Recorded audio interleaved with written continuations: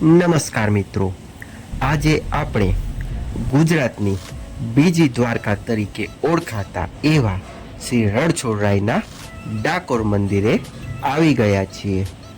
કહેવાય છે કે અહીંયા જે મૂર્તિ સ્થાપિત છે તે દ્વારકાથી લાવવામાં આવી હતી. અહીંયા શ્રી કૃષ્ણ ભગવાનને રણછોડરાય તરીકે પૂજવામાં આવે છે. આ ડાકોર ગામ ખૂબ જ પ્રસિદ્ધ અને પ્રખ્યાત છે. કહેવાય છે કે અહીંયા જે પણ ભક્ત દર્શનાર્થે આવે છે તે તમામ બંધનમાંથી મુક્ત થઈ જાય છે. તો ચાલો આપણે આ ડાકોરમાં શ્રી રણછોડરાયજીના દર્શન કરીએ અને આ મંદિરની આસપાસ ખૂબ જ વિશાળ જગ્યામાં ફેલાયેલા બજારને નિહાળીએ. તેમજ આ મંદિરની સામે આવેલા ગોમતી ઘાટના પણ દર્શન કરીશું. આ મંદિરની આસપાસ એવા ઘણા નાના મોટા મંદિરો આવેલા છે, તેમના પણ આપણે આજે આ વિડીયોમાં દર્શન કરીશું. આપે જો મારી ચેનલને સબસ્ક્રાઈબ ન કરી હોય તો સબસ્ક્રાઈબ કરી, ગમે તો વિડીયોને લાઈક અને અન્ય સુધી શેર કરજો. આ મંદિરનો ઇતિહાસ પણ ખૂબ જ પ્રાચીન છે. આ મંદિરના લોકેશનની વાત કરીએ તો અમદાવાદથી આશરે 70 કિલોમીટર, વડોદરાથી 60 કિલોમીટર અને આણંદથી 30 કિલોમીટર જેટલું અંતર થાય છે. આ ડાકોર ધામ શ્રદ્ધાળુઓ માટે એક યાત્રાધામ છે. સંસ્કૃત ભાષામાં રણછોડ એટલે રણમાં શૂરવીર એમ થાય છે, પરંતુ લોકબોલીમાં આ શબ્દ અભ્રંશ થઈને રણ છોડીને ભાગ્યા એમ થયેલ છે. પુરાતન કાળનું ડંકપુર એ જ આ હાલનું ડાકોર. દ્વાપર યુગમાં ડંક મુનિએ અહીં આશ્રમ સ્થાપ્યો. તે જમાનામાં આ એક વન હતું. ડંક મુનિ ભગવાન શિવની તપશ્ચર્યા કરી અને ભગવાન શિવે પ્રસન્ન થઈ ડંક મુનિને આશીર્વાદ આપ્યા અને કહ્યું અહીં ભગવાન શ્રી કૃષ્ણ આવશે અને પોતે પણ ડંકેશ્વર લિંગ સ્વરૂપે અહીં રહેશે. આજે પણ ગોમતી કિનારે ડંકેશ્વર મહાદેવ મંદિર છે, જે આ ઇતિહાસની સાક્ષી પૂરી છે.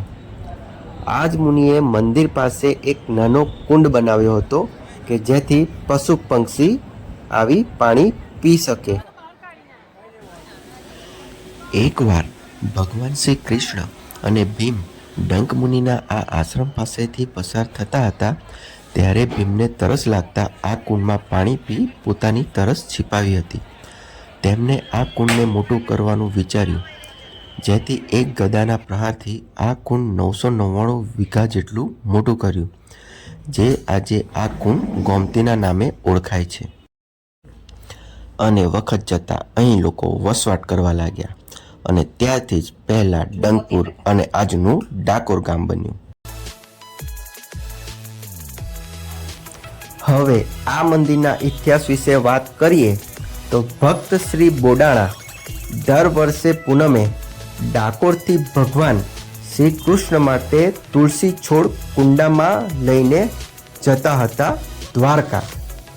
પણ ઉંમરના કારણે તેઓ અસમર્થ બનતા ભગવાન શ્રી કૃષ્ણે ભક્ત બોડાણાને સપનામાં આવીને કહ્યું કે હું દ્વારકાથી ડાકોર આવીશ, તું બીજી વખત આવે તો સાથે ગાડું લઈને આવજે.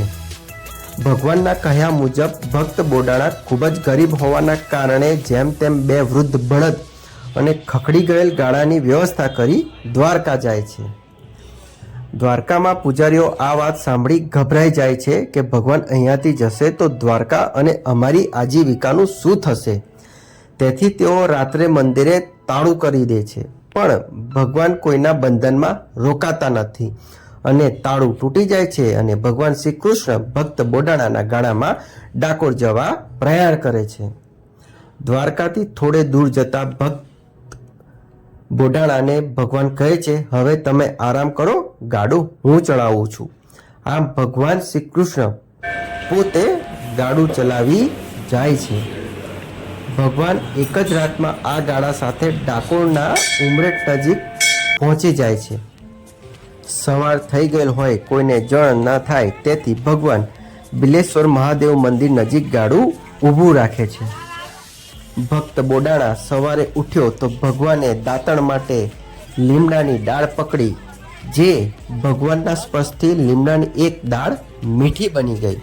અને પછી ભગવાને ભક્ત બોડાણાને કહ્યું, ગાડું તમે ચલાવવા, અને ડાકોર સુધી પહોંચ્યા.